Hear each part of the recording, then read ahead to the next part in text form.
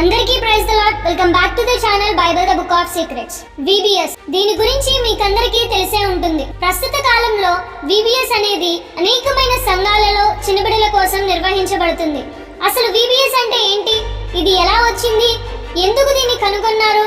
అసలు ఎవరు దీన్ని కనుగొన్నారు? దీని యొక్క పుట్టుపూర్వకాలు ఏంటి అనేది తెలుసుకుందాం రండి. VBS అంటే వొకేషనల్ బైబిల్ స్కూల్ అని అర్థం. ఇది పిల్లల కోసం వేసవి సెలవుల్లో అంటే సమ్మర్ హాలిడేస్ లో ప్రత్యేకంగా ఏర్పాటు చేసిన క్రైస్తవ శిక్షణ కార్యక్రమం.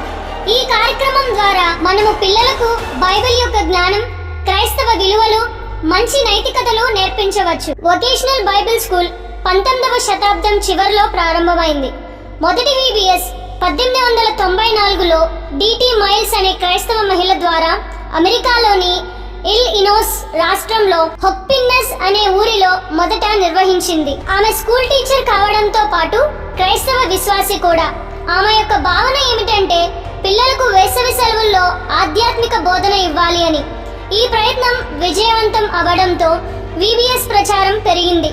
తరువాత 1920 నాటికి ఇది US అంతా విస్తరించింది. దీనిని పలు చర్చీలు మరియు మినిస్ట్రీలో స్వీకరించి వృద్ధిపరిచాయి. VBS అంటే సాధారణంగా ఉండే అంశాలు ఏంటంటే బైబిల్ యొక్క కథలు, పాటలు మరియు ఆర్ట్స్ అండ్ క్రాఫ్ట్స్, ఇంకా కొన్ని పిల్లలను ఆకట్టుకునే విలువలు. అసలు VBS మనకు ఎందుకు అవసరం అంటే ఈ తరాల పిల్లలు టెక్నాలజీ ప్రపంచంలో విహరిస్తూ ఆత్మీయత నుండి దూరం అవుతున్నారు.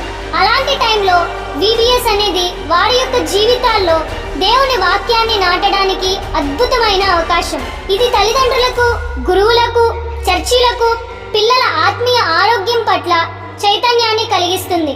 సమాజంలో మంచి పౌరులను, సేనాపరులను తయారు చేయడంలో సహాయపడుతుంది. VBS అనేది ఒక చిన్న ప్రయోగంగా ప్రారంభమై నేడు ప్రపంచ వ్యాప్తంగా కోట్ల మంది పిల్లల హృదయాలలో దేవుని ప్రేమను నాటిన గొప్ప కార్యక్రమంగా మారింది. ఇది కేవలం సెలవుల్లో సమయాన్ని గడపడానికి మాత్రమే కాకుండా ఒక జీవిత మార్పు కోసం జరిపే ఆత్మీయ ప్రయాణం. కనుక VBS అనేది పిల్లల జీవితాల్లో ముఖ్యమైన పాత్రగా ఉంటుంది. కాబట్టి ప్రతి ఒక్క క్రైస్తవుడు, క్రైస్తవురాలు తమ బిడ్డలను మర్చిపోకుండా సండే స్కూల్కి అలాగే VBSకి పంపించాలని మా కోరిక, దేవుని యొక్క ఆశ కూడా. మరిన్ని వీడియోస్ ఇలాంటివి మీరు వీక్షించాలంటే మా ఛానల్ని లైక్ చేయండి, షేర్ చేయండి, సబ్స్క్రైబ్ చేయండి. Thank you.